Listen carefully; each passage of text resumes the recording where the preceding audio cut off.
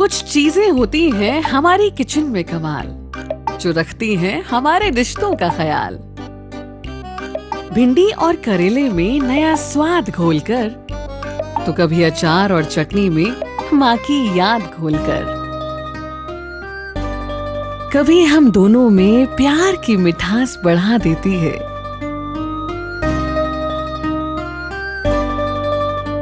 तो कभी बाऊजी की खुशी सातवें आसमान पर चढ़ा देती है।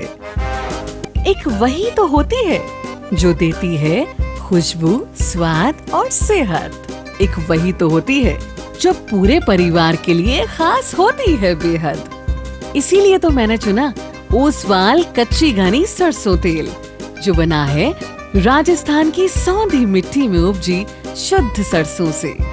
स्वाद और सेहत की जोड़ी कमाल। ओसवाल, हर रिश्ते का रखे।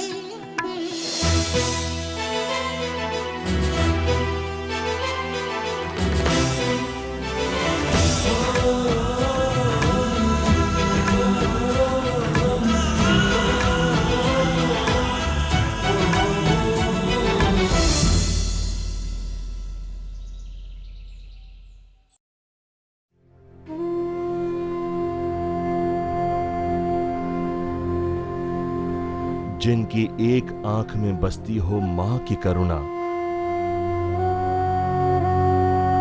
और दूसरी में नियम धर्म का चुस्त पालन करने वाले पिता जो सोचते हैं दूर का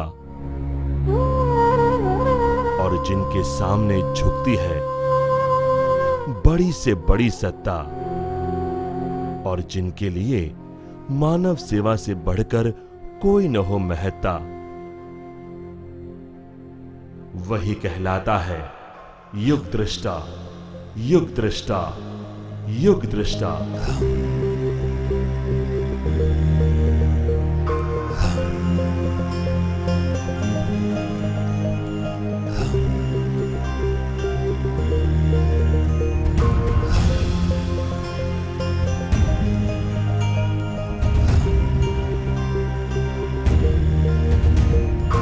आज बात करनी है एक ऐसे ही युग दृष्टा की, एक ऐसे वीर पुरुष की जिसने शस्त्रों से नहीं पर शास्त्रों से जीत हासिल की, जिसने साधन से नहीं पर साधना से लोगों के जीवन को बदला,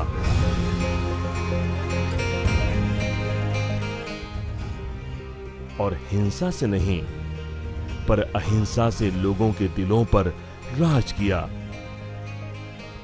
वो थे हम सब के लाडले, परम दयालु, परम कृपालु, जन जन के हृदय सम्राट, जैनाचार्य श्रीमद विजय वल्लभ सुरीश्वर जी महाराज साहेब।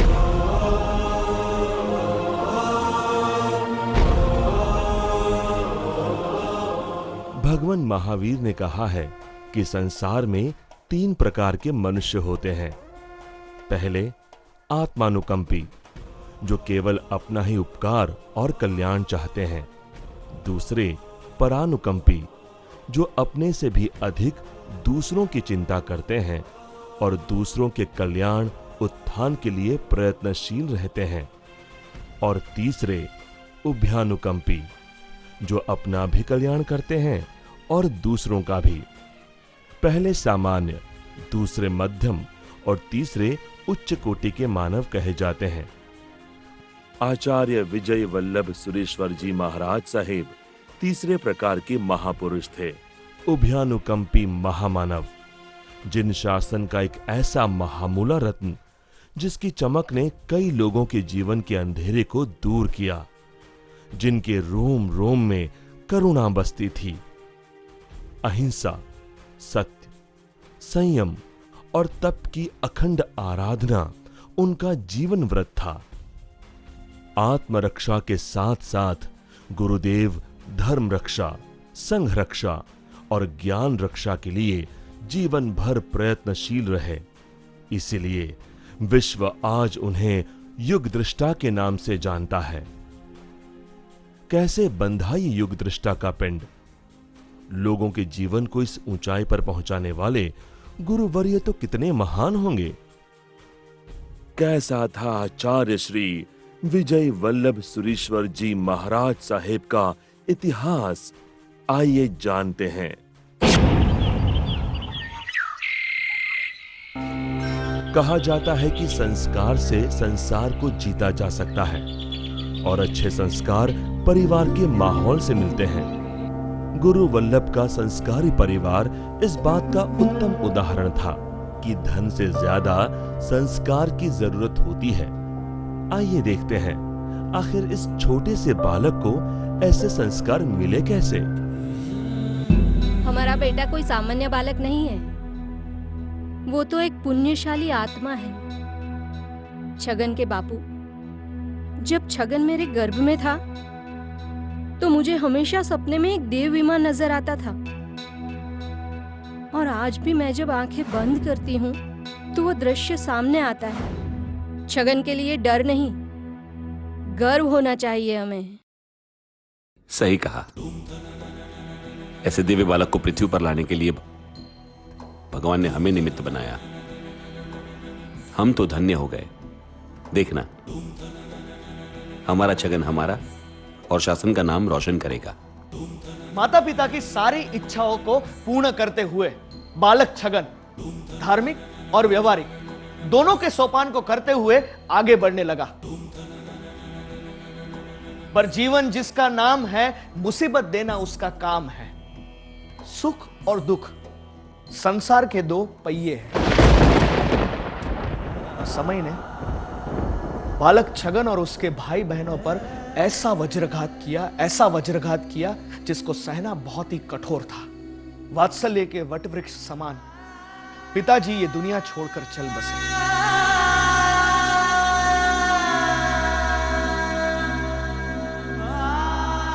और इतना ही नहीं, पिताजी की मृत्यु के बाद माताजी को भी जानलेवा बीमारी ने घेर लिया। ये समय बालक छगन और उसके भाई बहन के लिए बहुत ही मुश्किल समय था।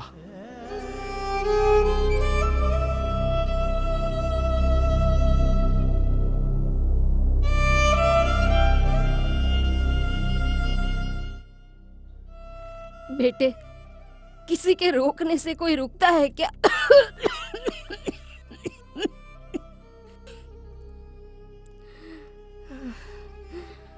ऐसी बातें क्यों कर रही हो माँ? आपको कहीं नहीं जाना। माँ, आप कहाँ जा रहे हो? मैं प्रभु अरिहंत की शरणों में जा रही हूँ बेटा।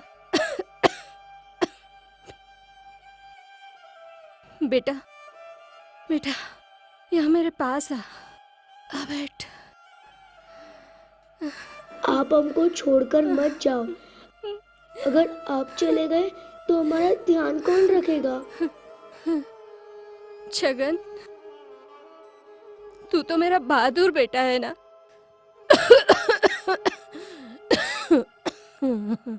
से रोते नहीं बेटा। देखो,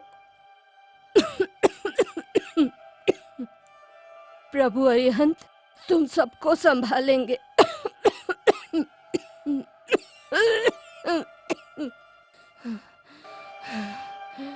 वो सबको सुख और शांति प्रदान करेंगे। और तुम सब अरिहंत के पुत्र पुत्रियां हो। बेटा छगन, तू अविनाशी सुख देने वाले धन को प्राप्त करने का प्रयत्न करना। हाँ माँ। वही सदा हमेशा तेरे सहारा।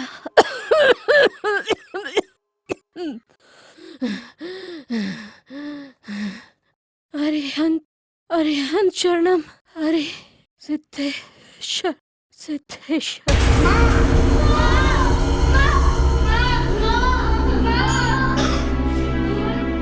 माता के इन आखिरी शब्दों को बालक छगन ने अपना जीवन मंत्र बना लिया और अविनाशी धन का विचार करते हुए स्वयं को प्रभु भक्ति में मग्न कर लिया। और समय ने अपने स्वभाव के अनुरूप बहते हुए निर्दोष बालक छगन को एक चतुर किशोर के रूप में परिवर्तित कर दिया।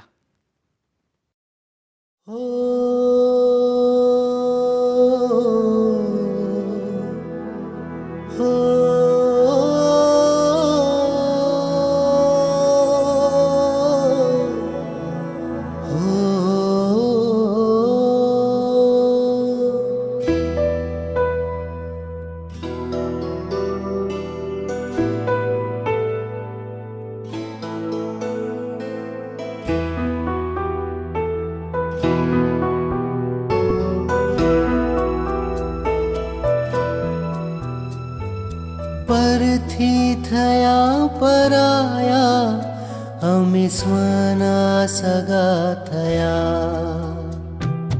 परथी थया पराया अमी स्वना सगा थया। संसार नो सार समझी परमना पथिक थया। आत्म थयो जागर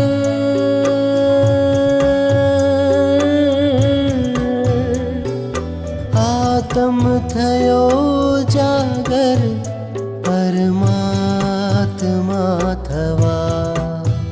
संयम मारो श्वास संयम प्रभुनो एहसास। संयम मारो श्वास संयम प्रभुनो एहसास।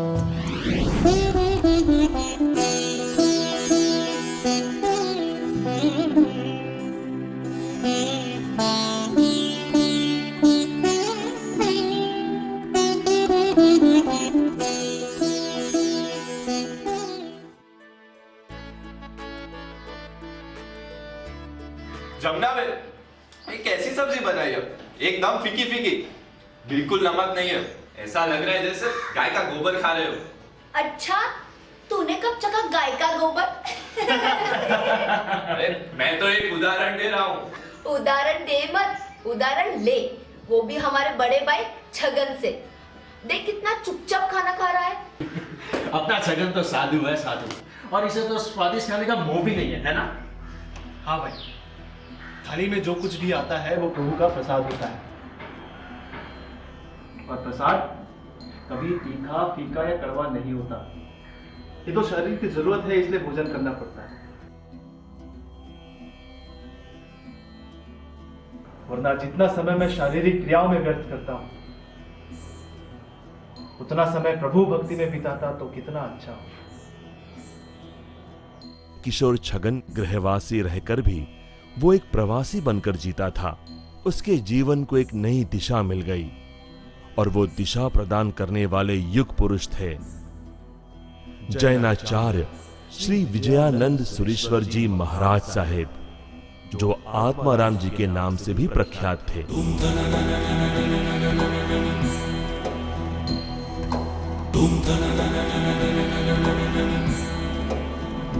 आत्माराम जी महाराज साहेब, जिनका नाम ही इतना प्रभावशाली है, सोचिए वो महापुरुष स्वयं कितने प्रभावशाली होंगे, जिनके प्रथम दर्शन से ही बालक छगन मंत्र मुग्ध होने वाला था। ऐसे आत्माराम जी कौन थे? सूरज की पहचान नहीं दी जा सकती, उसका तेज ही उसकी पहचान है, पर हां, उसकी एक झलक पाकर कृतार्थ तो हो ही सकते हैं। कष्टों से खेलना, संघर्ष की आग पर हंसते हंसते चलना और सत्य का कथन डंके की चोट पर करना आत्माराम जी की जीवन वृत्ति थी।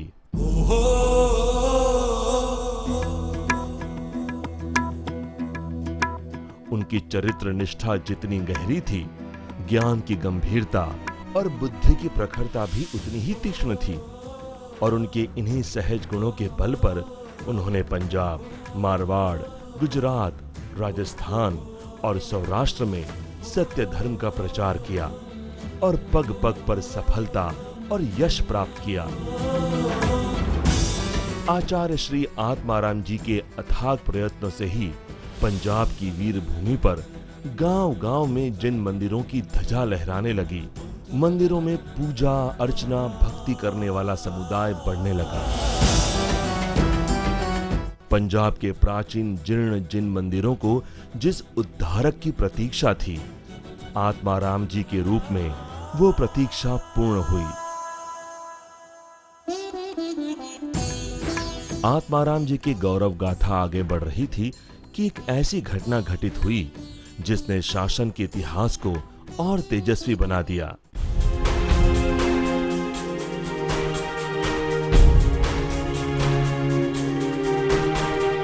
इतिहास साक्षी है। भगवान महावीर के प्रथम पटधर गणधर सुधर्मा स्वामी की इस पवित्र पाठ परंपरा में 63वें पाठ पर श्री विजय सिंह सूरी जी विराजमान थे।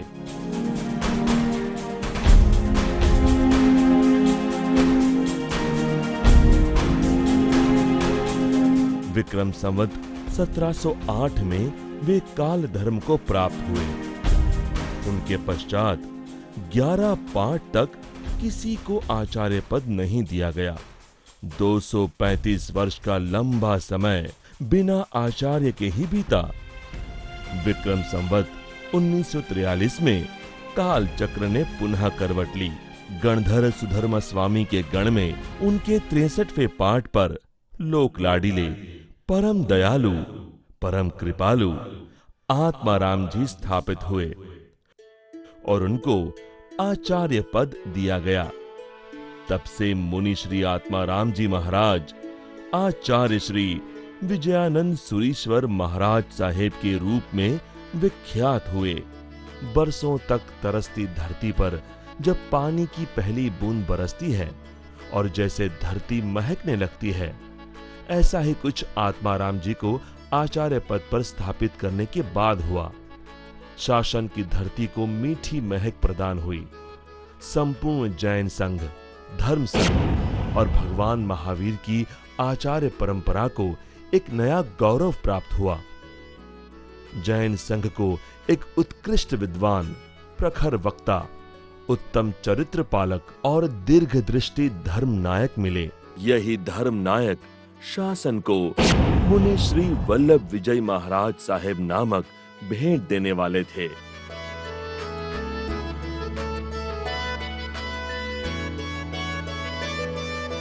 कितना पवित्र होगा वो पल जब शासन के दो महानायक का मिलन होने वाला था।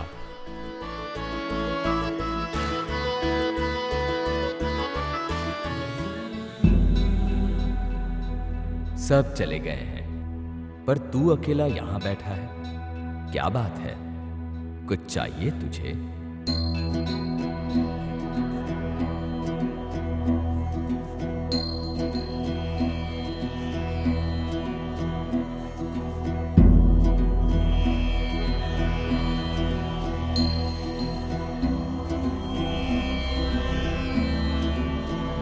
शांत भाग्यशाली, शांत।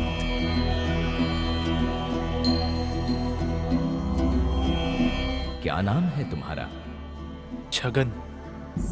क्या दुख है तुझे? कुछ चाहिए?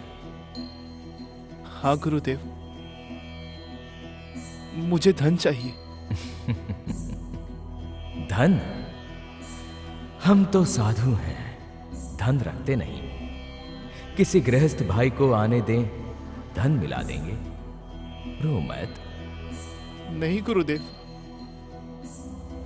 मुझे वो धन नहीं चाहिए। हमारे पास भला कौन सा धन है? अविनाशी धन गुरुदेव, जिस धन की प्राप्ति मात्र से अनंत सुख की प्राप्ति होती है। मेरी मां ने कहा था कि तू अविनाशी धन प्राप्त करने का प्रयत्न करना। वो धन आपके पास ही है।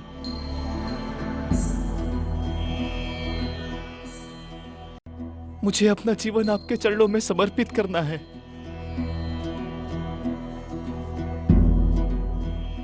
अरिहंत की भक्ति में इतना खो जाना है कि स्वयं अपने आप को भी ना ढूंढ पाऊं। पिघल जाना है आपके प्रभाव में। मेरी भक्ति का स्वीकार करो, मेरी भक्ति का स्वीकार करो गुरुदेव। दीक्षा की भिक्षा मांगने वाला किशोर आज पहली बार देख रहा हूं।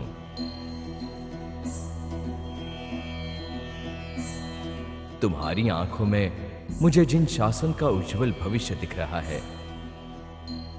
छगन, धीरज रख, समय आने पर तेरी भावना अवश्य सफल होगी। उदय होगा सूर्य तुम्हारी भक्ति का, जगत देखेगा प्रभाव शासन की शक्ति का।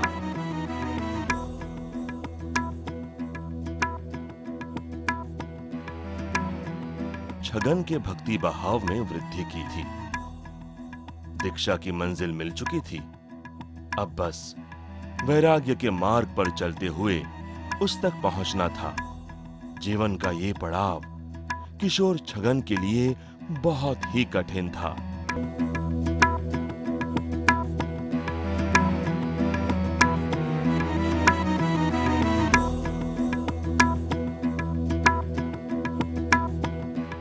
क्योंकि माता पिता के समान प्यार करते बड़े भाई खेमचंद कुछ अलग ही मिट्टी के बने थे।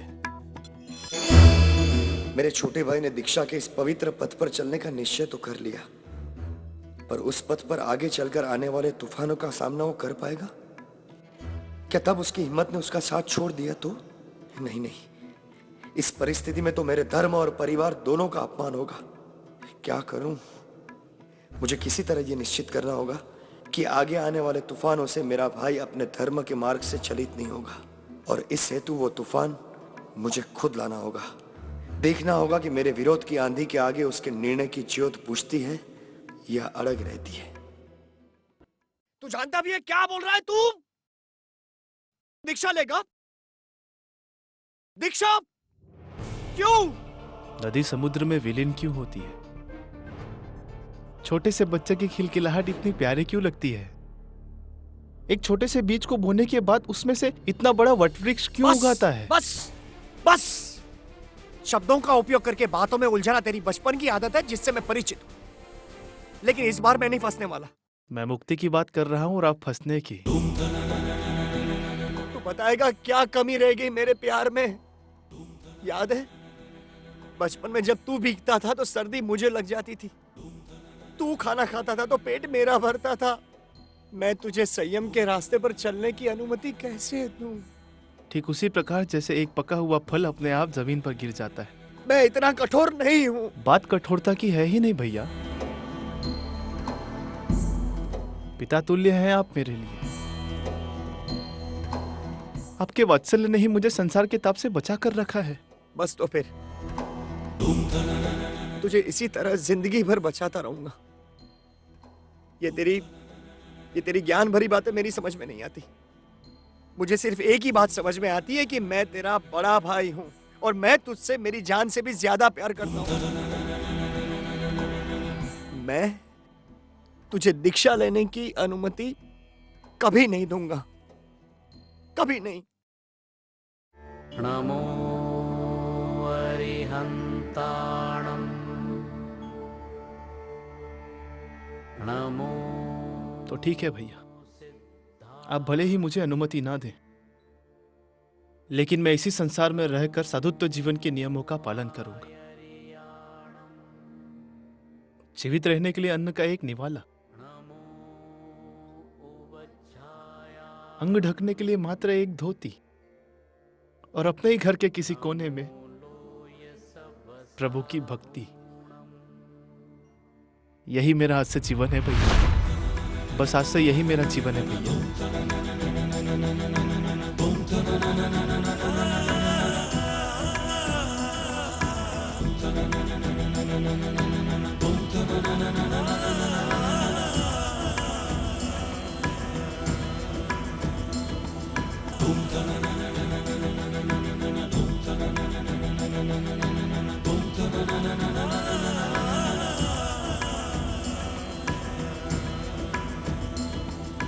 वो समय खीमचंद भाई के भातृ प्रेम और छगन की भक्ति की अग्नि परीक्षा का समय था। दिन बीतते गए पर दोनों में से कोई भी टस से मस नहीं हुआ।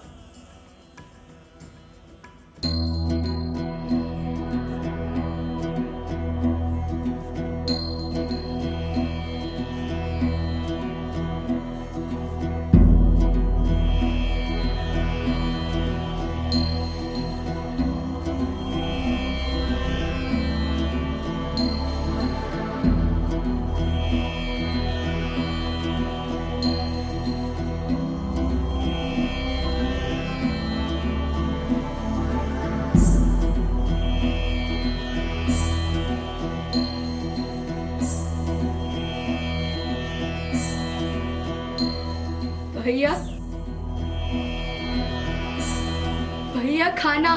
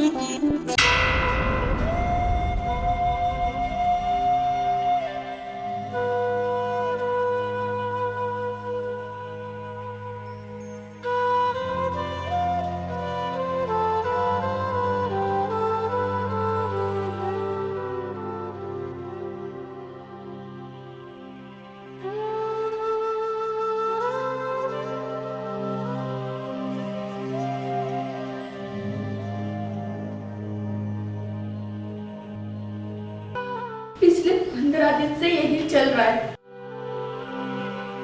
आखिर कब तक ऐसा चलेगा?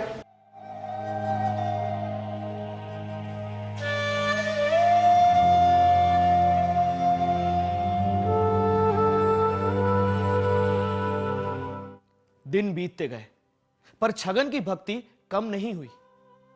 वो सोना ही क्या जो मुसीबत की आग में तपे ही नहीं।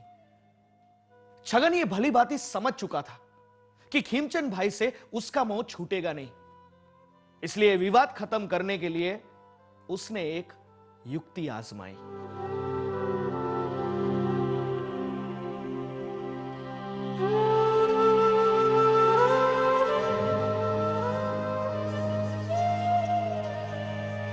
छगन भैया आप?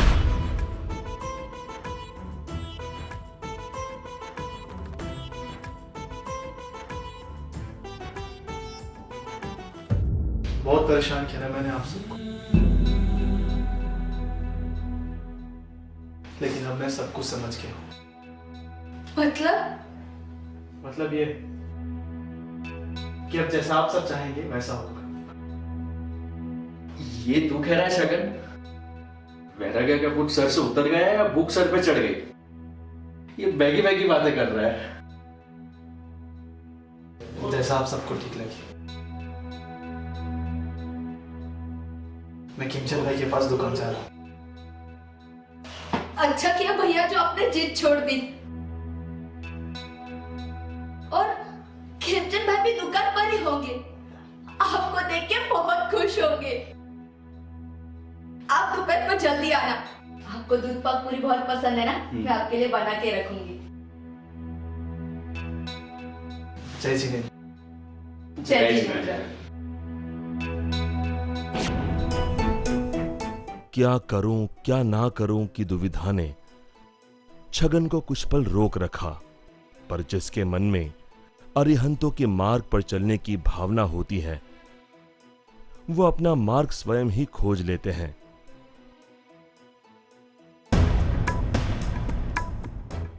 छगन ने भाग जाने के लिए जंगल का रास्ता चुना। गर्मी का मौसम था, अष्टमी का दिन था। 15 दिन से शरीर में केवल 15 निवाला अन्न ही गया था। प्यास के मारे गला सूख रहा था। पैरों में छाले पड़ रहे थे, कांटे चुभ रहे थे। पर इस सब की परवाह ना करते हुए छगन अपने गुरुदेव की ओर दौड़ रहा था। एक शरीर जैसे आत्मा को पाने को दौड़ रहा हो। और क्यों ना हो, गुरुदेव का नाम भी तो आत्माराम ही था। सारी कठिनाई और मुसीबतों का सामना करके आखिरकार छगन अहमदाबाद पहुंच ही गया। उसे देखकर गुरुदेव के मुख से भविष्यवाणी निकल गई। छगन, तू आ गया। वैराग्य के रंग में पूरी तरह रंग चुका है तू। तेरे कारण धर्म की बहुत प्रभावना होगी। इतना सुनते ही मानो छगन के सारे दर्द मिट गए। पर उसे पता नहीं था कि चांद की शीतलता के बाद उसे तपते सूरज की आंच को झेलना है। अरे देख क्या रहे हो खीमचंद भाई? कान पकड़कर खींच कर ले चलते हैं। हाँ और नहीं तो क्या, ये साधुओं ने बहका के रखा है छगन को। मैं तो कहता हूँ 2 चाटे लगा दीजिए। ये जो दीक्षा का भूत घुसा हुआ है ना, वो सब उतर जाएगा। और अगर आप ना कर पाए तो हमें कह देना, मैं अभी।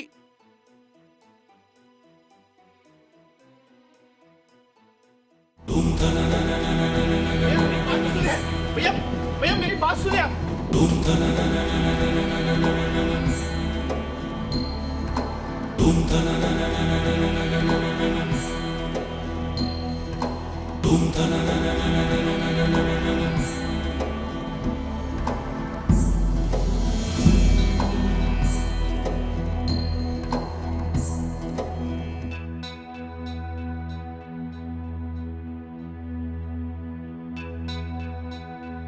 बोलिए।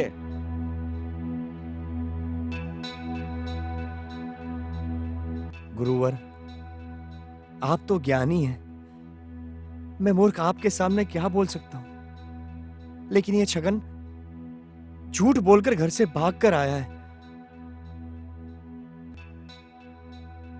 गुरुवर, भले ही इसे दीक्षा लेने की तीव्र इच्छा हो, लेकिन मैं कभी इसे मना नहीं करूंगा गुरुवर। लेकिन अभी ये बहुत छोटा है गुरुवर।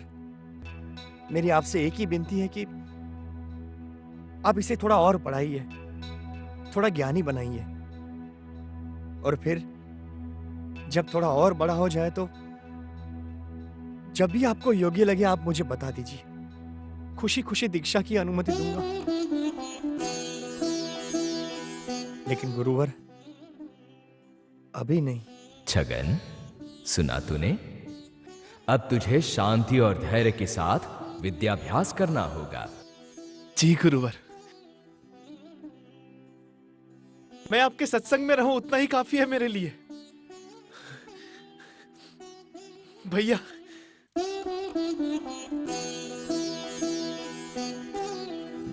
अपना ख्याल रखना।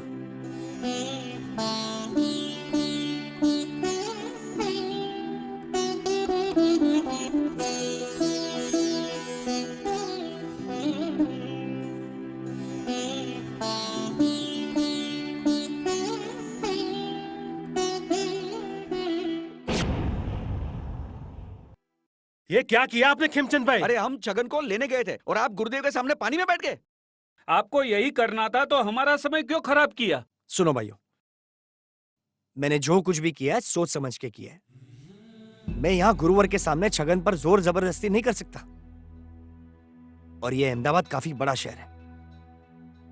छगन कहीं चला गया तो उसे ढूंढना मुश्किल हो जाएगा। और गुरुवर हमेशा के लिए तो यहां पर नहीं रहेंगे, कभी ना कभी तो विहार के लिए जाएंगे ही। जब किसी छोटे से गांव में विहार करने जाएंगे तब छगन को उठवा लेंगे। वाह, आपकी बनिया बुद्धि की तो बात ही निराली है। अभी आपने मेरी बनिया बुद्धि देखी नहीं। मुनीम जी। आया सेठ जी। अरे, आपके मुनीम यहाँ पर? मैंने बुला के रखा है। मुनीम जी, सुना है आपका ससुराल अहमदाबाद में। मैं चाहता हूं कि थोड़े दिन आप ससुराल को मेहमान गति का लाभ दीजिए और छगन पर नजर रखिए। जैसे ही गुरुदेव विहार के लिए जाएंगे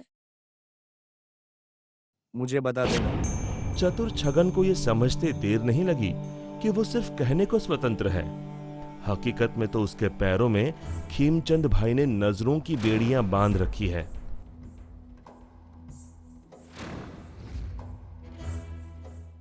दिन बीतते गए। गुरुदेव श्री आत्माराम जी महाराज साहेब पालिताना में चौमासा करके राधनपुर पधारे। छगन का मन दीक्षा के लिए ऐसे तड़प रहा था जैसे 2 पल पानी के बाहर निकली हुई मछली फिर से पानी में जाने को तड़पती है। छगन किसी न किसी तरीके से संसार की इस झंझट से छूटना चाहता था। तब उसके मन में एक योजना आई।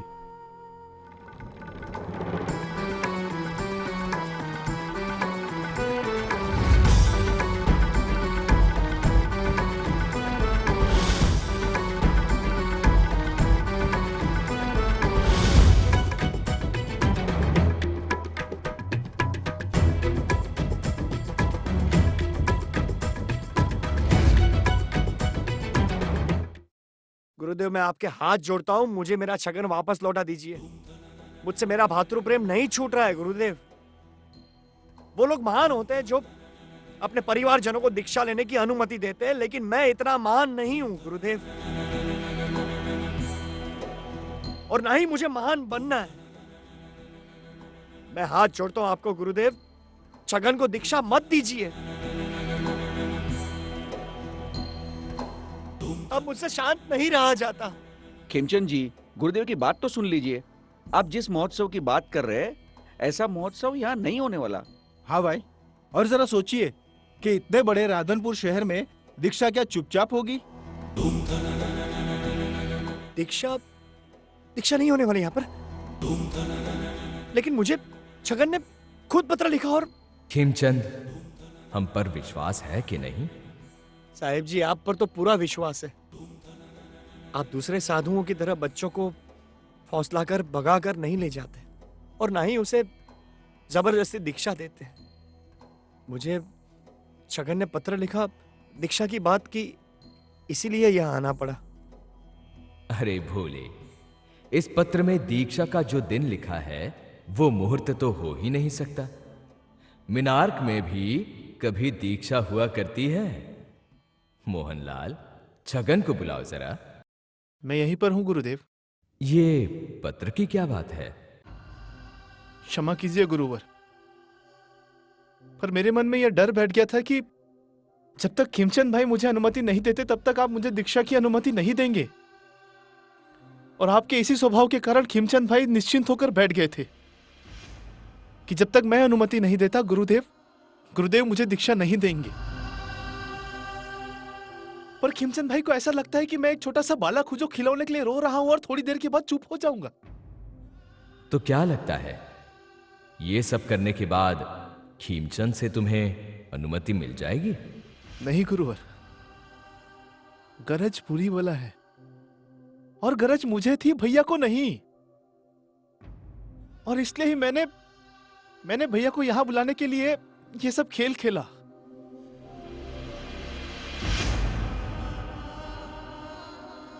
और मुझे आप पर पूर्ण विश्वास था गुरुवर कि एक बार भैया आपके सामने आ जाएंगे तो उनकी अंतरात्मा जाग उठेगी और निर्णय मेरे पक्ष में होगा। तू पगला गया है क्या? तुझे समझ में नहीं आता कि साधु जीवन कितना कठिन है? एक ही सफेद वस्त्र पहनकर जीवन बिताना पड़ता है, एक ही निवाला खाकर, अरे कभी कभार तो भूखा सोना पड़ता है। कितनी बार ऐसा होता है कि विहार करने के बाद पैरों में छाले पड़ जाते हैं, तब कोई पूछने वाला तक नहीं होता है कि साहब जी आप साता में तो हो। स्वयं महावीर प्रभु आपसे पूछते हैं कि आप कैसे हो। इससे अलौकिक बात और क्या हो सकती है? कहां से लाता है तू इतनी स्थिरता, इतनी अड़िगता, इतना ज्ञान?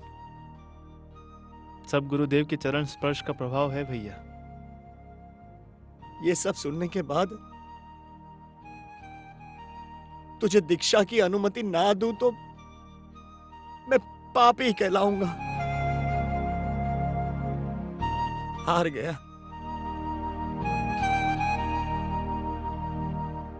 तेरी भक्ति के सामने मेरा स्नेह हार गया।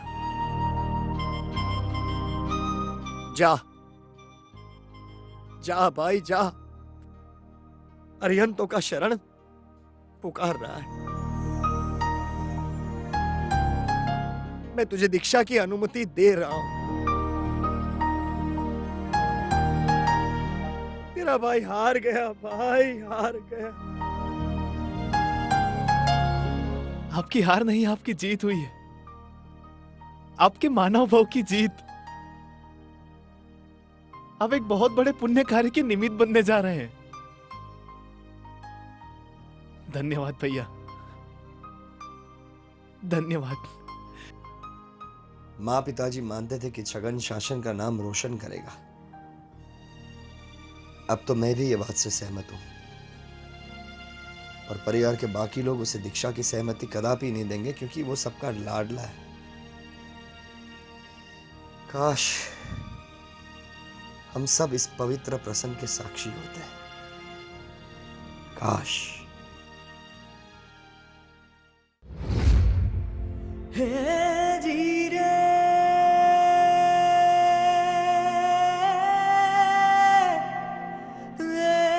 जी रे, शुभ दिन आव्यो, शुभ दिन आव्यो मारा वाला।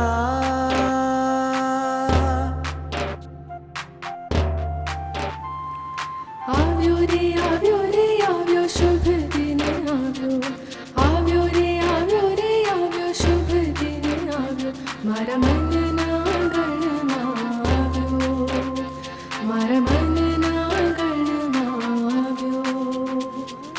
आव्यो रे आव्यो शुभ दिन आव्यो, आव्यो रे आव्यो शुभ दिन आव्यो, मारा मन ना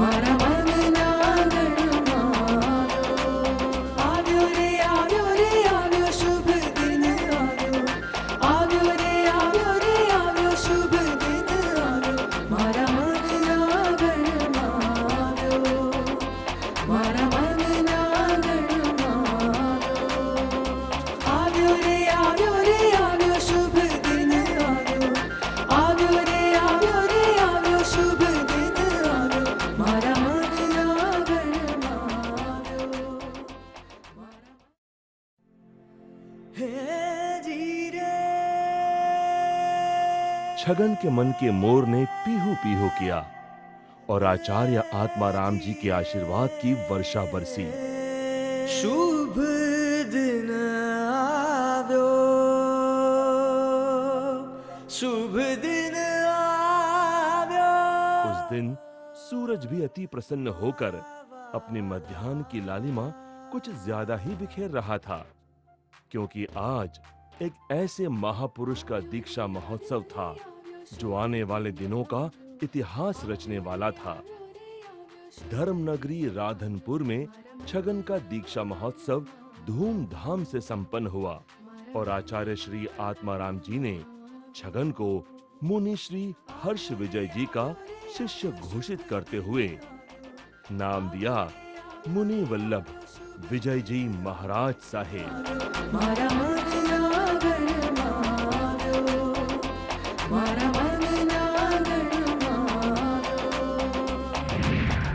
मुनि वल्लभ विजय जी महाराज साहेब को गुरु हर्ष विजय जी महाराज का सानिध्य मात्र 3 वर्ष ही मिला। पहला चौमासा राधनपुर, दूसरा महसाणा और तीसरा पाली में संपन्न करने के पश्चात विहार करते हुए वे दिल्ली पहुंचे और वहीं वे काल धर्म को प्राप्त हुए।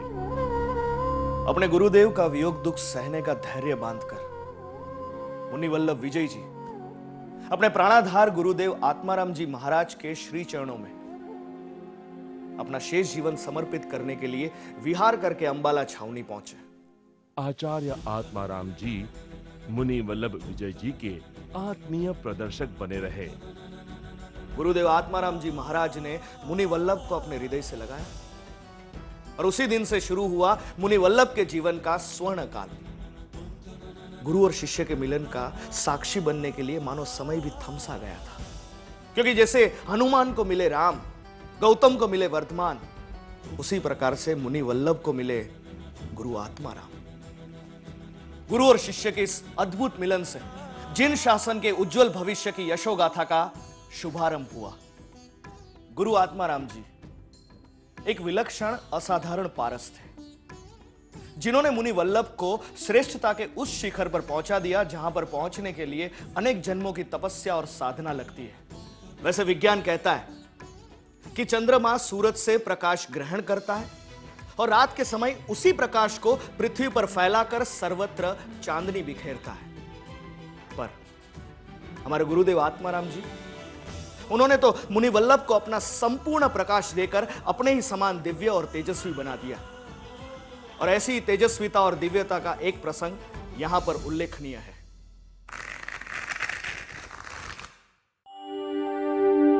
आत्माराम जी के चरणों में वंदन। क्या बात है, बहुत खुश लग रहे हो। जी बात ही कुछ ऐसी है आचार्य श्री, आपकी महानता और साधुता की ख्याति पूरे भारत के कोने कोने में तो फैली ही है, पर अब तो अमेरिका और यूरोप में भी आपकी महानता के डंके बजने लगे हैं। और अमेरिका के शिकागो शहर में विश्व धर्म परिषद का आयोजन हो रहा है और उस परिषद में जैन धर्म के प्रतिनिधि के रूप में प्रस्तुत होने का आपको निमंत्रण मिला है। यह तो गर्व की बात है ना? हाँ, गर्व की बात तो है, पर हम नहीं जा सकते। क्या?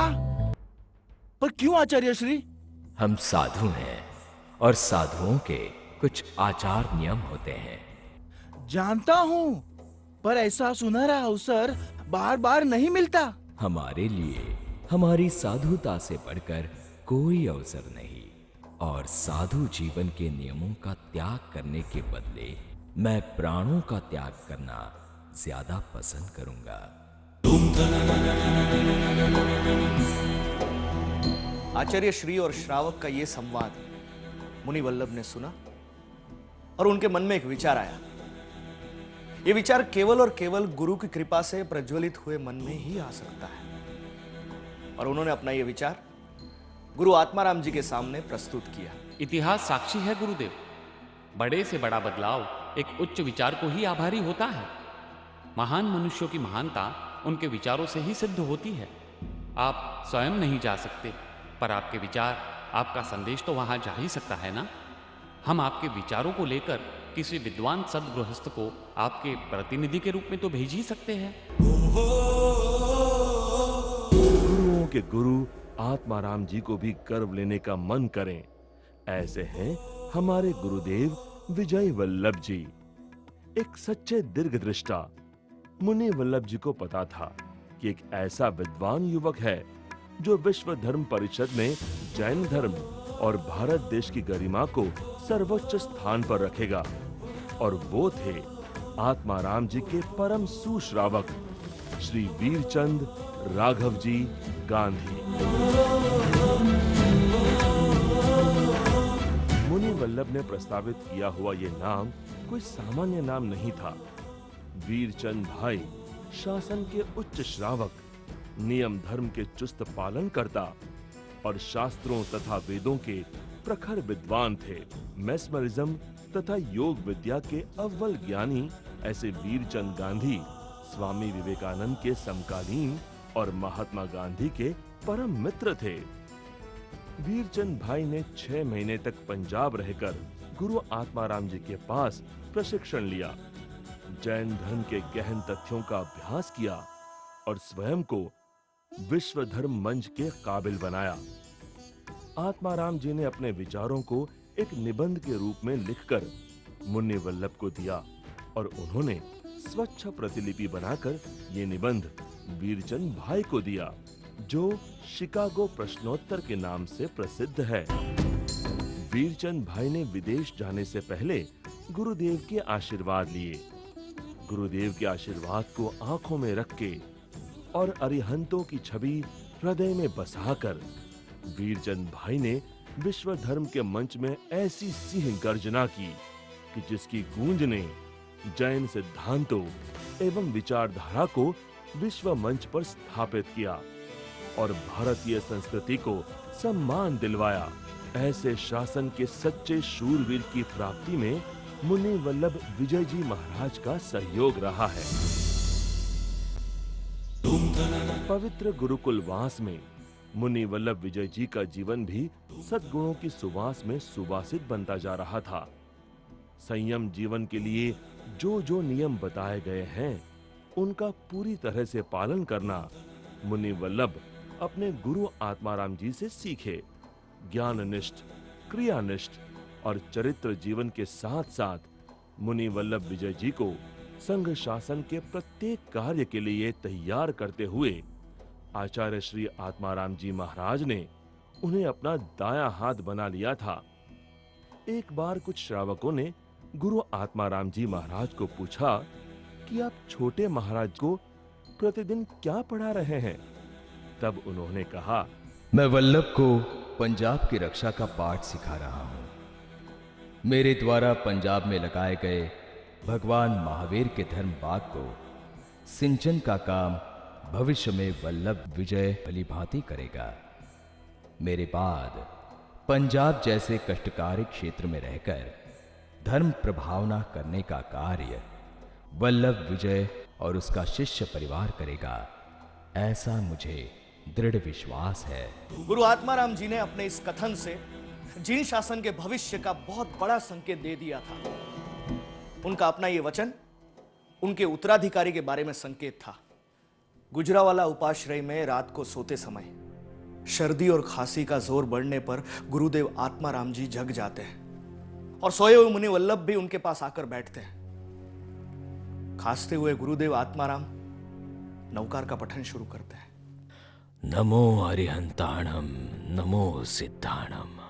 गुरु वल्लभ जी चिंतित होकर गुरुदेव से कहते हैं, गुरुदेव, मैं शीघ्र ही किसी श्रावक को भेजकर वैद्य को बुलवाता हूं। जैसे रात्रि के बाद दिन निश्चित है, ऐसे ही दिन के बाद रात्रि निश्चित है। जो कुछ है सब कर्मों के अधीन है। इसलिए जब कोई इस संसार में आए तब हर्ष, और जब कोई जाए तब शोक करना उचित नहीं, क्योंकि जो शोक करता है वो कर्मों के परिणाम का विरोध करता है। अन्य मुनि भी चिंतित होकर गुरुदेव के पास आते हैं। उन सबको देखकर गुरुदेव कहते हैं कि तुम सब प्रेम से रहना और मेरे अधूरे कार्यों को पूरा करने का प्रयत्न करना। वल्लभ जी गुरुदेव। मेरे बाद इस धर्म बाग की रक्षा कौन करेगा? जब इस बात का चिंतन करता हूं तो मुझे मात्र तुम्हारा ही चेहरा नजर आता है। वल्लभ जी गुरुदेव। मुझे बस तुझ पर ही भरोसा है।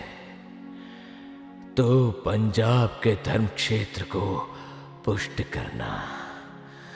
गुजरात में मुनि महाराज की कमी नहीं है, पर जहां कमी है वहां जाएगा तो वहां के लोगों का और अपने शासन को महालाभ होगा। और मुझे विश्वास है कि शासन के सच्ची सेवा की शक्ति तीर्थंकर भगवान ने तुझे दी है। कुछ चीजें होती हैं हमारी किचन में कमाल, जो रखती हैं हमारे रिश्तों का ख्याल। भिंडी और करेले में नया स्वाद घोलकर, तो कभी अचार और चटनी में माँ की याद घोलकर। कभी हम दोनों में प्यार की मिठास बढ़ा देती है,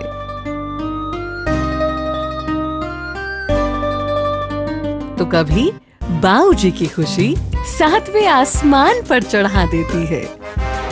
एक वही तो होती है जो देती है खुशबू, स्वाद और सेहत। एक वही तो होती है जो पूरे परिवार के लिए खास होती है बेहद। इसीलिए तो मैंने चुना ओसवाल कच्ची घनी सरसों तेल, जो बना है राजस्थान की सौंधी मिट्टी में उपजी शुद्ध सरसों से।